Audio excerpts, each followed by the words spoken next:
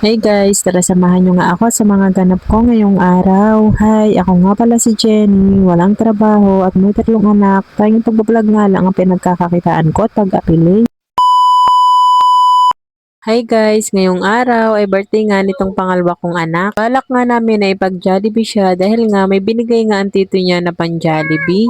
Lunes nga ngayon kaya 10 o'clock nga ang labas niya. Ditong panganay ko nga ay 11 o'clock. Hindi ko na nga siya pinapasok at half day na nga lang ang ginawa ko dahil nga ipapasyal nga namin sila. Wala kaming kahit anong bibilhin, talagang ikakain lang namin sila at ilalaro nga dahil yun naman ang gustong gusto ng mga bata. Dito kami dadaan sa may shortcut para hindi rin nga mainit dahil alas 2 na nga nito nang nakaalis nga kami. Mabuti na nga lang at wala naman exam itong aking panganay kaya't pinahapday ko na nga lang siya. Kapag kasi iintayin ko pa yung labas ng aking panganay, alas 2 nga yun minsan ay lampas na nga ihahaponin nga kami. Bawal kasi sa baby James nga ang abutin nga kami ng gabi kasi nga baka nga malamigan siya. Heto na nga at malapit na nga kami dito sa may tawiran para nga makasakay kami. At heto na nga baka sakali nga natatama tayo heto tataya na nga muna tayo. Oy, sino dito ang tumataya sa wedding? Oy, hindi lang naman siguro ako. Siguro itong mga nanonood ay tumataya din nga at nagbabaka sakali. Alam nyo ba guys, yung nagbabayad ako dito hindi nga tanggapin ng driver yung binabayad ko. Kaya pala hindi tanggapin ay pinsan pala namin. Kaya shoutout nga pala sa'yo. Salamat at nakalibre nga kami ng pamasahe. Nang makababa nga kami, dito nga lang yan sa may SM Lipa at nagsuka nga itong panganay ko. Buti na nga lang at wala na nga kami sa jeep kundi nga ay nakakahiya. Eto nga at papasok na nga kami dito sa may entrance. Alam nyo ba, pagpasok pa lang namin dito ay tuwan-tuwa nga itong birthday boy. Hindi nga lang itong birthday boy ang tuwan-tuwa. Eto nga bunso ko, ikaingay nga talaga. Ito namang panganay ko ay nag-high case nga yan. At eto sumakay na nga kami dito sa may escalator. Dito nga kami agad pumunta sa may mga laruan nga. At eto lang naman talaga ang plano namin na ilaro nga ang mga bata at matuwa nga sila. Eto nga, nagpapalit nga lang ako dito ng 100 pesos na token. At eto nga, tignan nyo naman na tuwang-tuwa nga itong aking birthday boy. At lalong-lalo na nga itong baby James ko. Naninibago nga yan sa nakikita niya.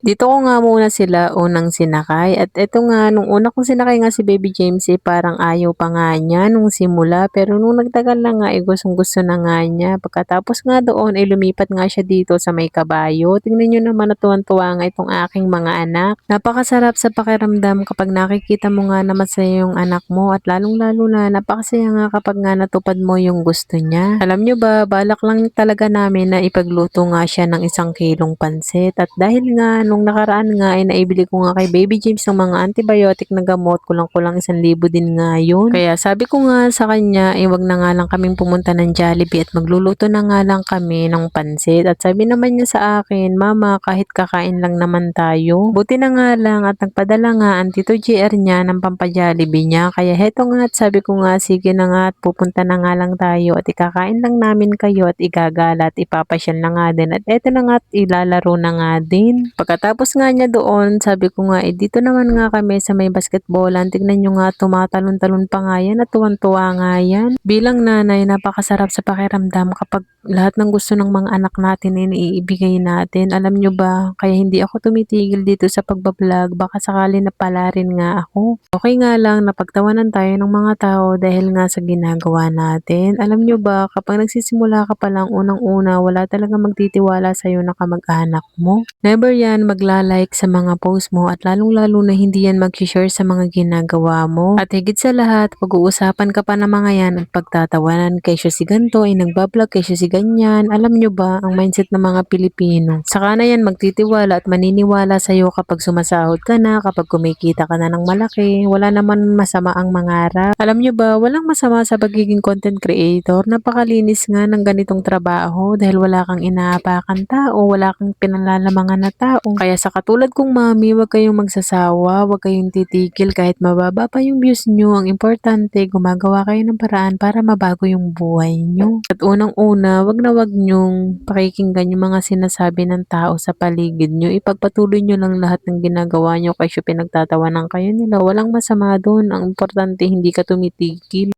Kaya sa katulad kong mami na vlogger, wag kayong titigil. O siya, mabalik na nga tayo. Heto nga, nag-order na nga lang kami dito sa Jollibee.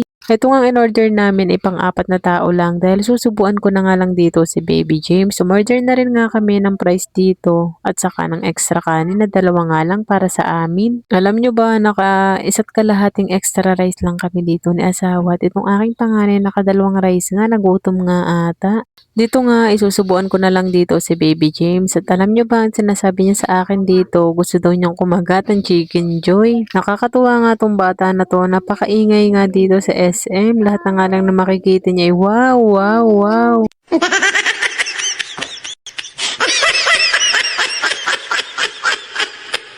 At nang makatapos na nga kami na kumain dito ay heto nga at naglakad-lakad na nga kami at dito nga itatambay na nga lang muna kami at maya-maya pa nga kami uuwi. Dito nga ay babalik nga kami dito sa taas dahil nga may pinabibili nga itong aking anak. Ito nga yung gustong-gusto niyang bilhin kaya heto't nga at binalikan na nga namin. Dito nga ay kumuha na nga siya dito ng dalawa. Sabi ko nga itigisa na nga lang kayo ng kuya mo at dadagdagan ko na nga lang. May nagpa-birthday kasi sa kanya ng 100 at yun nga ang kanyang lola. Kaya heto tinagdagan ko na nga lang ng 20 pesos dahil 60 pesos nga ang isa. At nang makauwi na nga kami dito, heto na nga tignan nyo naman at nagpapasalamat nga siya sa Tito GR niya. Salamat nga daw sa pan-Jollibee sa kanya.